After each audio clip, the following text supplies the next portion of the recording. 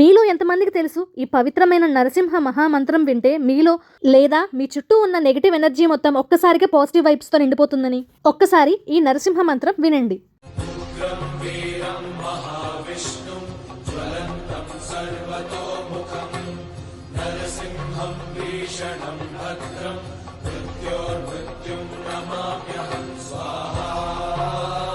ఈ నరసింహ మంత్రం అందరూ మనసులో ఒకసారి చదువుకుని అందరూ కామెంట్ బాక్స్లో ఓం నమో నారాయణ అని కామెంట్ చేయండి. ఈ పవిత్రమైన నరసింహుడి మంత్రం రోజుకి ఒక్కసారైనా మీరు మీ పిల్లలు స్కూల్కి ఆఫీసులకి వెళ్ళేటప్పుడు చదువుకోవడం వల్ల ఎన్ని ఉపయోగాలు ఉన్నాయో మీకు తెలుసా? దీనివల్ల మనలో ఉన్న భయాలు ఇంకా నెగిటివ్ ఎనర్జీ మొత్తం పోయి అవన్నీ పాజిటివ్గా మారుతాయి. ఇంకా ధైర్యం వస్తుంది. మనలో ఉన్న మానసిక ఒత్తిడి తగ్గించి మనలో ధైర్యాన్ని పెంచుతుంది.